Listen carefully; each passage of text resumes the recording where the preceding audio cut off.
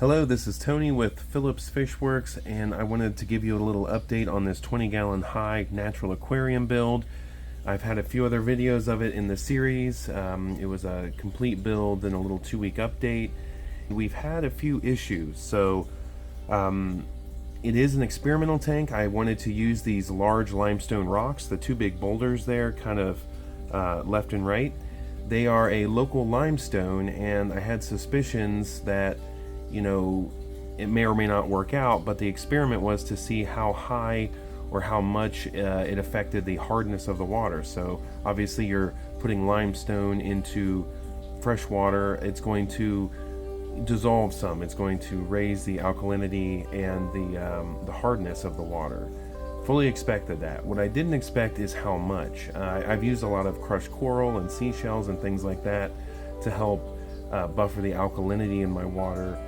And I wanted to experiment with this local limestone because it's an available resource. I like the look of it, would love to do a bunch in a big giant tank.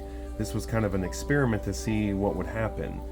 Now when I started the experiment, the water out of the tap and when I first set this tank up was, I think the KH was right at about 4 to 6, 4 to 5 more like, and the GH was 9 to 10.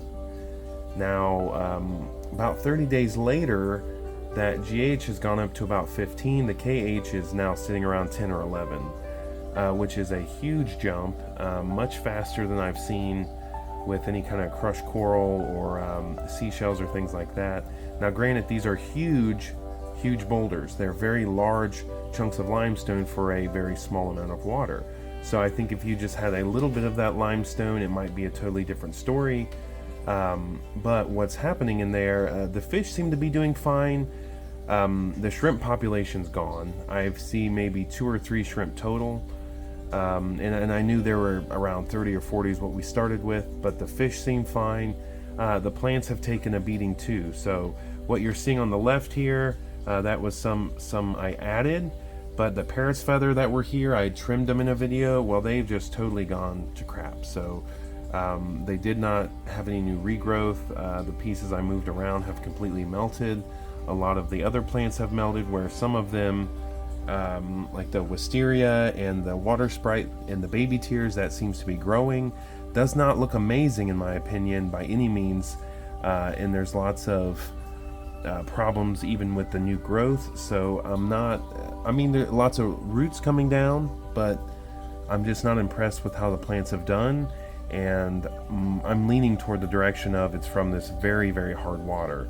So plants do like hard water a lot of times, but this is quite a significant jump from where it was. And we already kind of start with hard water, but due to the fact that I'm breeding lots of shrimp, snails, I grow lots of hard water-loving fish, and I use a lot of botanicals, I like to buffer my water with something to help keep the alkalinity up.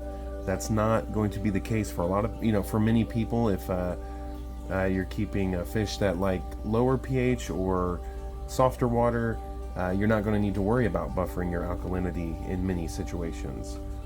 But for me, it is a concern. It's something I've battled with in the past, so I'm always wanting to experiment with new potential ways of buffering that alkalinity, maybe new materials. But in this situation, I've got to rip those rocks out. I've got to probably take the plants out, and since it's going to be such a construction process, I've got to take out those 2 large boulders and remove a lot of the plants, do a water change. That hardness is so high. I'm leaning towards maybe starting a new project and considering this experiment kind of over with at the moment. And right above it, we've got this empty 75-gallon tank. And what I really had in mind for the packed jungle tank, I've done before with things like jungle val, and it'll still be a dirted substrate with some sand, and I'll still have some gravel and coarseness. I might even put a big piece of crush or a big piece of coral rock in there or some other kind of rock, but I'm going to be avoiding these large chunks of local limestone. Because I really wanted the plant growth, and I've lost so many plants, and this is a big empty tank, and I want to do it up, and I want to have a planted jungle tank with lots of sword tails running through it, and this mini version is kind of what I wanted to do as well, having that jungle, but it's just not working out, and I think it's time for the experiment to be over. I will post another video though of this tank where I trimmed the plants and added the fish, but as of June 2nd, 2023, this is what it's looking like. The plants are rough. There was significant growth for a while, but now that hardness has really spiked up, you know, there's some major suffering. But that's why we do the experiments. This is a great example of why we do this, because when in the comments I've gotten, well, you'll be fine, and well, I'd be careful. So they're both opinions from people who may or may not have experience, but you know, I've heard the stories, and I know what people say about adding things to your water to change the chemistry, but I'd rather experiment with it for myself, because now I know, as much as I want to collect up a bunch of these large limestone rocks, they're not going to work in my situation, or at least in this. Maybe larger volume of water I'm sure would be fine, and by fine I mean you'd still probably have to watch it. But hey, there's a shrimp, so they're not all dead. There's actually two right in the frame, one on that seed pod and one on the rock, but there were 30 or 40, and even with the introduction of fish, the fish did not eat, the platies would not eat the adult shrimp. And these are some skeletons of a leaf, a big jackfruit leaf. I put a few of those in there, and the southern magnolias in the back have completely been broken down, so there's lots of tannins in the water. But instead of fighting the rocks, I'm going to take them out and take most of the plants out, maybe turn this into a scud tank or a microfauna tank, probably put the fish back in the system, and then go up and focus on this 75. Hopefully we can get some traction on it in the next week. I've got tons going on with all the other operations of the room. And just to give you a quick update, I've filled in this bottom shelf with tanks, 10 gallons. I still got to get lights on them.